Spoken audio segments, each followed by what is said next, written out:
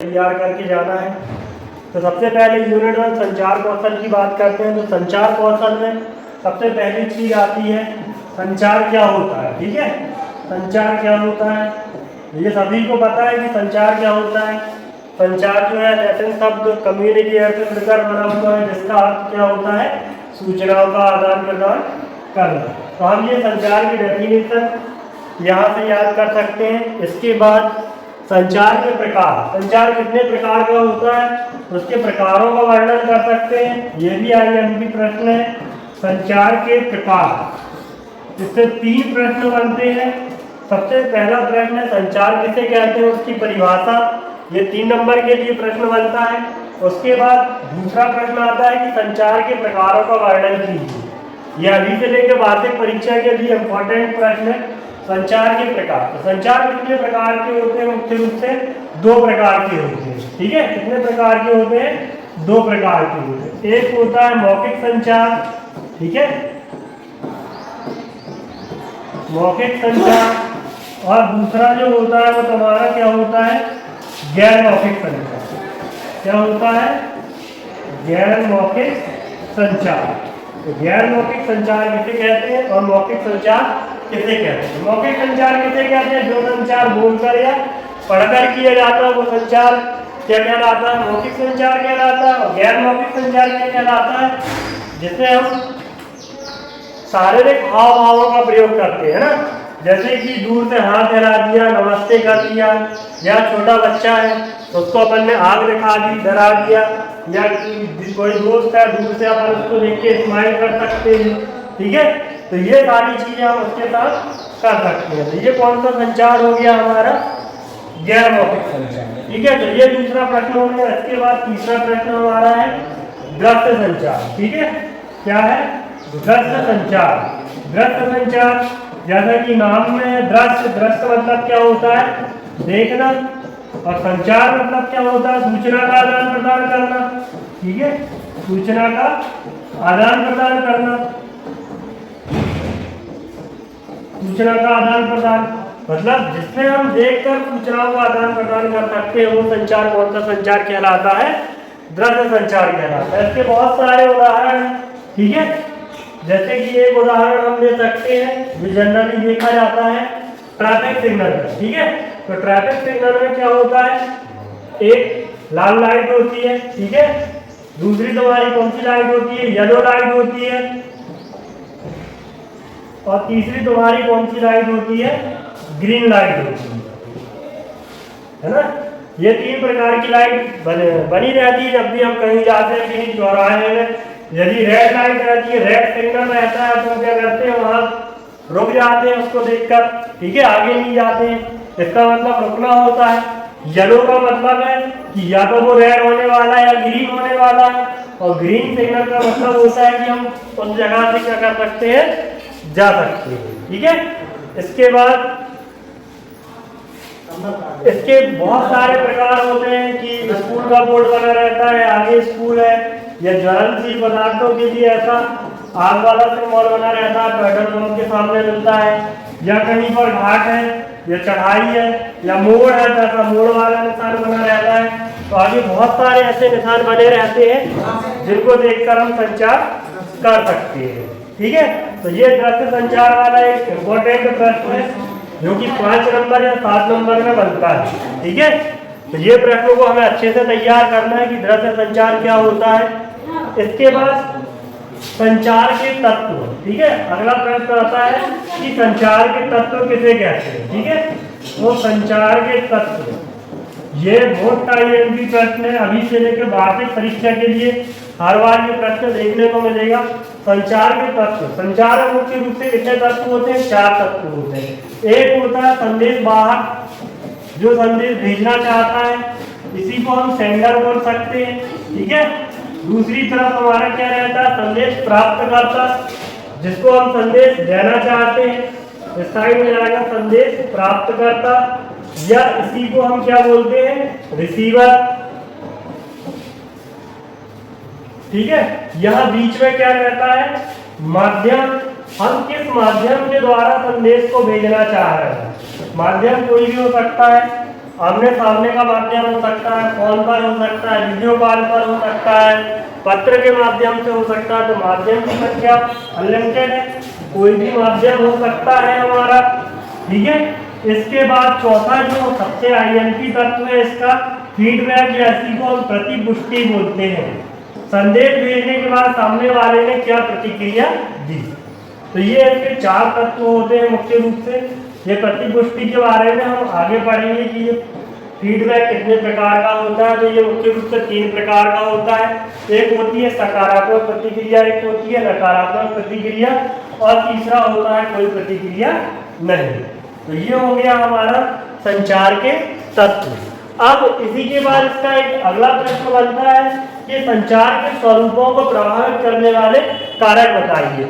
मतलब कि किन परिस्थितियों में हमारा संचार नहीं हो सकता है ना, संचार किन परिस्थितियों में नहीं हो सकता। तो एक सबसे पहला इसका कारक है कि भाषा, है ना। सबसे पहला कारक इसका क्या हो जाएगा, भाषा। यदि हमारी भाषा अलग है, हम दूसरे देश में जा रहे हैं, वहाँ की भाषा अलग है, तो हमारा संचार क्या हो जाएगा, प्रभावित हो जाएगा। हम चीजों को समझ नहीं पाएंगे, है ना, उसका उत्तर नहीं दे पाएंगे। तो ये जो है एक प्रमुख कारक है भाषा। दूसरे कारक की बात करें तो दूसरा सबसे महत्वपूर्ण कारक है पर्यावरणीय कारक, है ना। अब हम किस माहौल में रह रहे हैं, यदि वहां पर ज्यादा शोर हल्ला हो रहा है तब भी संचार नहीं हो सकता। डीजे बज रहा है, हल्ला हो रहा है, तो हमारी बात सामने वाले के पास नहीं जा पाती। यदि हम फोन पर बात कर रहे हैं, सिग्नल कट रहे हैं, तो उस स्थिति में भी संचार क्या होगा, हमारा नहीं हो पाएगा। तो ये सारी चीजें, पानी गिरना, आग लगना, तो ये सारे कौन से कारक होते हैं, हमारे पर्यावरणीय कारक होते हैं, ठीक है। और इसके बाद फिर बहुत सारे ऐसे कि हमारी पूर्व धारणा, हमारी धारणा कैसी है किसी चीज के प्रति, सकारात्मक है, नकारात्मक है। यदि नकारात्मक रही तो हमारा संचार नहीं हो पाएगा।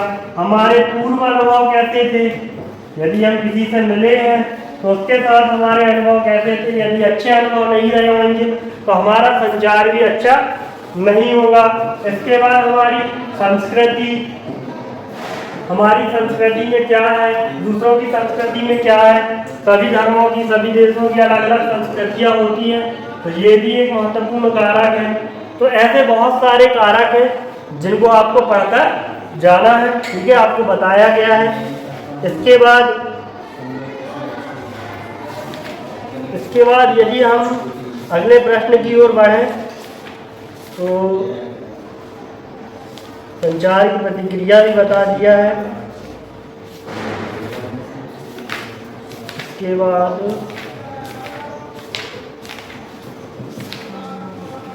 इसके बाद स्व प्रबंधन कौशल, ठीक है। अगली यूनिट है हमारी स्व प्रबंधन कौशल, सेल्फ मैनेजमेंट स्किल, ठीक है।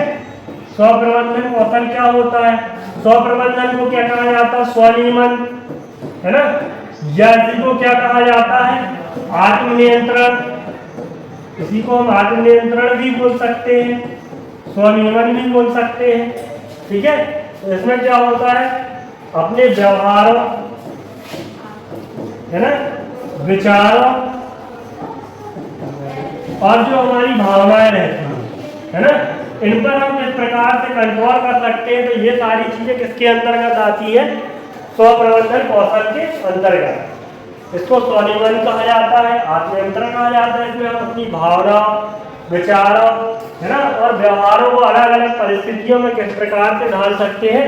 तो ये सारी चीजें इसके अंतर्गत आती हैं। और इसके बहुत सारे कौशल होते हैं, जैसे कि पहला कौशल स्वनियमन ही हो जाएगा, मतलब हम खुद के व्यवहारों को कैसे नियमित रख सकते हैं, है ना, कंट्रोल रख सकते हैं। दूसरी हो जाएगी सकारात्मक, हम प्रत्येक परिस्थिति में कैसी सकारात्मक रह सकते हैं। तीसरा हो जाएगा हमारा समय का प्रबंधन, हम अपने समय का प्रबंधन कैसे कर सकते हैं अच्छे से। चौथा हो जाएगा स्वच्छता एवं तैयार रहना, स्वच्छता एवं तैयारी, हम कैसे स्वयं को स्वच्छ रख सकते हैं और तैयारी रह सकते हैं, है ना। फिर प्रत्येक परिस्थिति में हमें कैसा रहना है, आत्मविश्वास, हमारा आत्मविश्वास कैसा होना चाहिए, अच्छा होना चाहिए, स्वयं के ऊपर विश्वास होना चाहिए। तो ऐसे बहुत सारे तत्व हैं इसके, जिसमें से आपको मुख्य रूप से 5 तत्वों को पढ़ के आना है ना। कम से कम 5 तत्वों के बारे में आपको लिखना पड़ेगा। 7 से 8 तत्व है, क्योंकि ये 9वीं कक्षा में भी था और 10वीं में भी है, तो ज़्यादा बताने की जरूरत उतनी नहीं है। इसके बाद है स्वप्रेरणा, है ना। इसके बाद अगला टॉपिक है, ये तो स्वप्रबंधन हो गया। इसके बाद स्वप्रेरणा, हम खुद से कैसे प्रेरणा ले सकते हैं, स्वयं को हमें कैसे प्रेरित रखना है किसी काम के लिए। इसमें एक कहानी थी, सभी लोगों ने सुनी होगी, कछुए एवं खरगोश की। कछुआ और खरगोश की। तो कछुआ धीमा चलता है और खरगोश तेज चलता है, लेकिन क्या कछुआ को खुद के ऊपर क्या था, विश्वास था, वो स्वयं से प्रेरित था। तो उसे पता था कि वो अपने लक्ष्य को प्राप्त कर देगा। ये क्या था, ओवर कॉन्फिडेंस था कि हम जीत ही जाएंगे, तो सो गया रहा, है ना। तो कछुआ क्या रहा, निरंतर मेहनत करते रहा।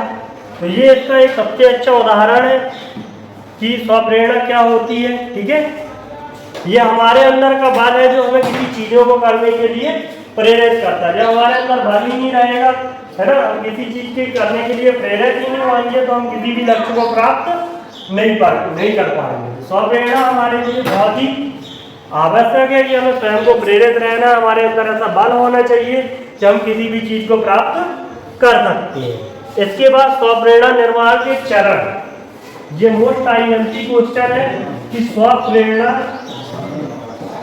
निर्माण के चरण बताइए, स्वप्रेरणा निर्माण के चरणों का वर्णन कीजिए। तो इसके मुख्य रूप से 4 चरण होते हैं। सबसे पहले होते हैं कि अपने बारे में हम पता करें, है ना। सबसे पहला चरण होता है हमें अपने बारे में पता करना कि हमारे अंदर क्या अच्छाई है, क्या बुराई है, क्या ताकत है, क्या कमजोरी है। ताकत और कमजोरी का पता लगाना, जैसे कि इसमें उदाहरण दिया गया रहा कि जैसे मुझे खाना बनाने में रुचि है ना, या मैं खाना अच्छा बनाता हूँ, ऐसा कह सकते कि हमारे अंदर खाने बनाने की क्या है, अच्छी क्षमता है। तो खाना बनाना उसकी क्या होगी, ताकत होगी, वो अच्छा खाना बना सकता है। तो ये हो गया पहले कि हमने पता लगा लिया कि हमारी ताकत क्या है। ठीक है, इसके बाद दूसरा चरण है अपने लक्ष्यों को सेट करें और उस पर ध्यान केंद्रित करें। अपने लक्ष्यों को क्या करना है, लक्ष्यों को सेट करना है, लक्ष्यों को सेट करें, या फिर हम कह सकते हैं ध्यान केंद्रित करें, ध्यान को केंद्रित करें। ये इसका दूसरा चरण है। अपने लक्ष्यों को सेट करने से तात्पर्य यह है कि मुझे पता है कि मेरी ताकत क्या है, खाना बनाना। तो अब मैं क्या कर सकता हूँ, किस चीज के लिए मैं अप्लाई कर सकता हूँ, किस क्षेत्र में जा सकता हूँ, किस फील्ड में जा सकता हूँ।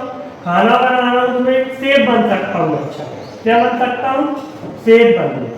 तो हमने क्या किया, अपने लक्ष्यों को सेट किया कि यदि हमें खाना बनाना आता है तो हम क्या बन सकते हैं, शेफ बन सकते हैं। ठीक है, तो ये इसका दूसरा चरण हो गया। तीसरा चरण है इसका योजना का विकास करना, योजना बनाना। तीसरा है योजना बनाना। अब हमें शेफ बनना है, ये तो तय है, खाना अच्छा बनाया हमने, उसके बाद हमने तय कर लिया कि हमें शेफ बनना है। अब तय करने के बाद हमें शेफ बनने के लिए क्या करनी पड़ेगी, योजना बनानी पड़ेगी, है ना। इसके लिए उस फील्ड में जाना पड़ेगा, उसके लिए परीक्षा देनी पड़ेगी। हो सकता है बहुत सारी परीक्षाएं, होटल मैनेजमेंट का कोर्स करना पड़ेगा, है ना, होटल मैनेजमेंट। यही नहीं करोगे तो शेफ बन पाओगे क्या, नहीं बन पाओगे। तो इसके लिए हमें क्या करनी पड़ेगी, योजना बनानी पड़ेगी अच्छे से, है ना। वो कोर्स करना पड़ेगा, कॉम्पिटिशन एग्जाम में बैठना पड़ेगा। और सबसे आखिरी में जो है लक्ष्यों के प्रति वफादार रहे, अपने लक्ष्यों के प्रति वफादार रहे, ईमानदार रहे। ठीक है, वफादार, ईमानदार, कुछ भी कह सकते हो। हमें अपने लक्ष्यों के प्रति वफादार रहना है। ऐसा नहीं है कि हमने बहुत मेहनत कर ली, शेफ बनने के लिए पढ़ाई कर ली, उसके बाद हम पीछे हट गए कि हम इस चीज में जो है आगे नहीं बढ़ सकते। ठीक है, यदि हमारा होटल मैनेजमेंट का एग्जाम पास नहीं हो पा रहा है तो क्या हम शेफ नहीं बन पाएंगे, हम बन सकते हैं, हम किसी भी होटल में जा सकते हैं, है ना। आजकल बहुत सारे रेस्टोरेंट हैं, कहीं पर भी हम जो है एक अच्छा से बन सकते हैं, खुद की होटल डाल सकते हैं। तो अपने लक्ष्यों के प्रति हमें कैसा रहना है, वफादार रहना है, ईमानदार रहना। तो ये मोस्ट आईएमपी प्रश्न है, इसको अच्छे से तैयार कर लेना परीक्षा की दृष्टि से कि सॉफ्ट लीडर निर्माण के कितने चरण, 4 चरण है। सबसे पहले हमें अपनी ताकत एवं कमजोरी का पता लगाना है। दूसरे के बाद हमें ध्यान केंद्रित करना है ना, लक्ष्यों को सेट करना है। तीसरा उसके लिए योजना बनाना है। और चौथा जो है अंतिम चरण जो है कि हमें कैसा रहना है, वफादार रहना है। ठीक है, तो ये प्रश्न भी हो गया। इसके बाद आ जाओ, एक मिनट, एक प्रश्न रह गया था हमारा कि संचार के स्वरूपों को प्रभावी संचार के 7C मॉडल है ना। 7C मॉडल के बारे में हमें बताना है। स्पष्ट है ना, संक्षिप्त, क्लियर, स्पष्ट बोले, संक्षिप्त बोले, है ना। तो ये सारी चीजें जो इसके 7C मॉडल के अंतर्गत है, इनको हमें अच्छे से तैयार करना। 2-2 लाइन का है, तो हमें 2-2 लाइन में सारी चीजों को बताना है। स्पष्ट बोले, संक्षिप्त बोले, है ना, ज्यादा ना बोले, शॉर्ट में बोले, कम समय में बोले। तो ये सारी चीजें हैं। विषय संगत बोले, तर्क संगत बोले, तो ये सारी चीजें इसके अंतर्गत आएगी। क्योंकि ये 9वीं कक्षा में भी था, तो उतनी डिटेल में जाने की जरूरत अभी नहीं है। लेकिन हाँ, ये एक इम्पोर्टेंट प्रश्न है तिमाही की दृष्टि से, तो ये तुम्हें आ सकता है। ठीक है, इसके बाद आ जाएंगे हम तनाव के बारे में। ठीक है, 2 प्रश्न बनते हैं यहाँ से। तनाव क्या है, ये हमने बता चुके हैं। तनाव क्या है, एक मन की स्थिति है जिसमें हम आने वाली स्थिति और परिस्थिति के बीच में क्या करते हैं, के बीच में संतुलन को स्थापित नहीं कर पाते हैं। जो हमारे मन की स्थिति है और जो आने वाली परिस्थिति है, उसके बीच में हम तालमेल नहीं बिठा पाते हैं, तो किसका जन्म हो जाता है, तनाव। अब हम तनाव को कैसे प्रबंधित कर सकते हैं, है ना। तो अभ्यास के द्वारा इसको कर सकते हैं, पॉजिटिव रह के इसको दूर कर सकते हैं। तो तनाव को प्रबंधित करने के तरीके, तनाव तो बता दिया, तनाव प्रबंधन के चरण या तरीके जो कुछ भी है, इससे एक प्रश्न बनता है तनाव को हम कैसे प्रबंधित कर सकते हैं। तो ये प्रश्न भी अच्छे से तैयार कर लेना। परिभाषा तो है ही इम्पोर्टेंट, साथ में इसके चरण भी क्या है, इम्पोर्टेंट है, तो इसको हमें अच्छे से करना है।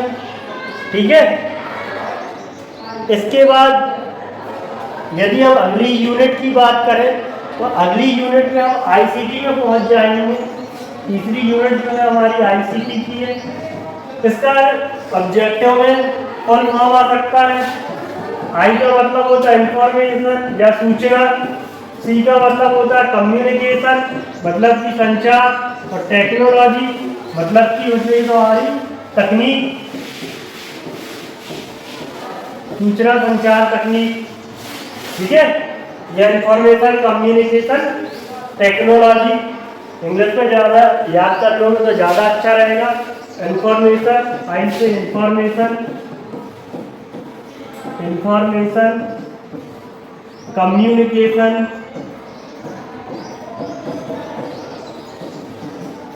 टेक्नोलॉजी।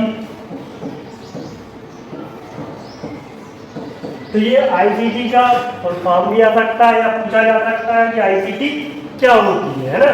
तो क्या होती है, सूचना संचार तकनीक का मतलब कि तकनीक के माध्यम से हम सूचनाओं को कैसे एक दूसरे से प्रसारित कर सकते हैं। आजकल टेक्निकल युग है ना, टेक्निकल एरा चल रहा है, तो हम जो है टेक्निक का यूज करते हैं। जैसे कि व्हाट्सएप का यूज करते हैं, इंस्टा का यूज करते हैं, कंप्यूटर का यूज कर सकते हैं। घर पर हम आईसीटी का उपयोग किस प्रकार से कर सकते हैं, अस्पताल में हम कैसे कर सकते हैं, रोजमर्रा के जीवन में कैसा कर सकते हैं, विद्यालय या कार्यस्थल में कैसा कर सकते हैं। तो मैंने ये तुम्हारा आईसीटी क्या है, आईसीटी की परिभाषा है ना। तो इसमें आईसीटी क्या है, आईसीटी का फुल फॉर्म और आईसीटी की परिभाषा को अच्छे तरीके से हमें पढ़ना है। ठीक है, इसके बाद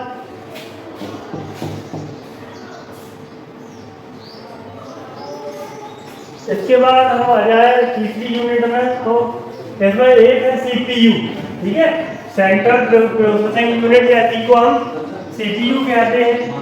इसके भागों का वर्णन कीजिए। तो इसके भाग कौन कौन से होते हैं, है ना? एक होता है एएलयू, अर्थमेटिक लॉजिकल यूनिट, एक होता है सीयू, कंट्रोल यूनिट, और एक होता है एमयू, मतलब मेमोरी यूनिट। यहाँ से हम कोई इनपुट देते हैं, ठीक है, इनपुट दिया और यहाँ से हमें क्या मिलता है, आउटपुट मिलता है। तो ये सीपीयू के तीनों भागों का हमें वर्णन करना है, ठीक है। तो ये प्रश्न भी अच्छे से तैयार कर लेना। इसके बाद आ जाओ, तो अगला प्रश्न जो है हमारा,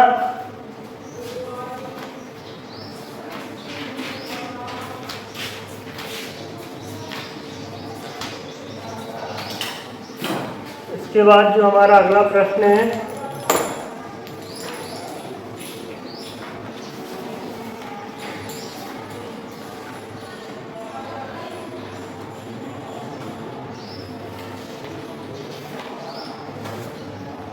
सीपीयू के भाग हो गए,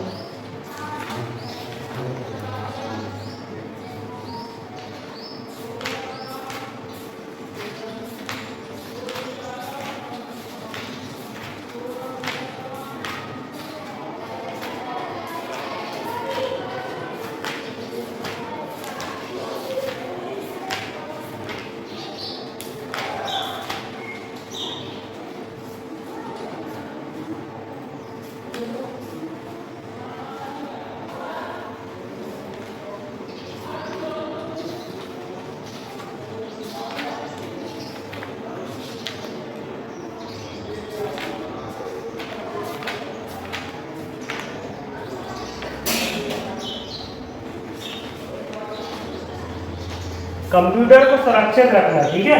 एक प्रश्न है कंप्यूटर को सुरक्षित रखना, मतलब कि हम अपने कंप्यूटर को किस प्रकार सुरक्षित रख सकते हैं, ठीक है। तो इसके बहुत सारे तरीके, उसमें पासवर्ड डाल सकते हैं, है ना, उसमें हम एंटीवायरस डाल सकते हैं, फायरवॉल का उपयोग कर सकते हैं।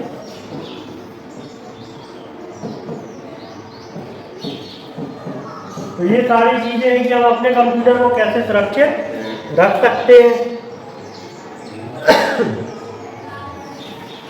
इसके बाद वायरस, वायरस क्या होता है, कंप्यूटर प्रोग्राम होता है ना। वायरस में एक होता है ट्रोजन हॉर्स वायरस, है ना, Trojan horse virus, Trojan horse, है ना, एक होता है ट्रोजन हॉर्स वायरस, एक होता है वार्म, है ना।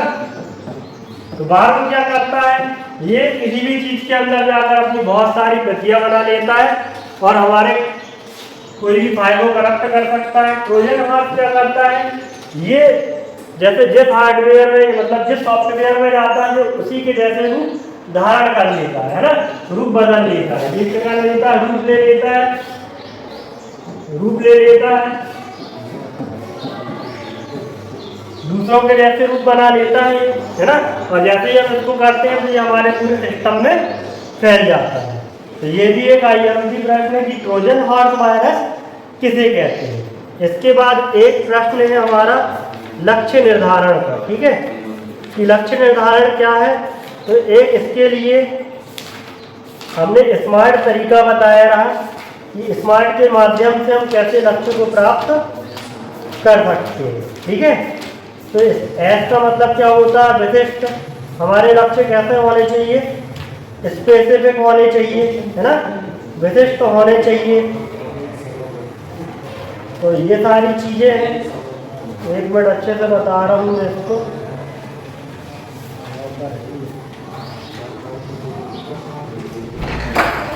जी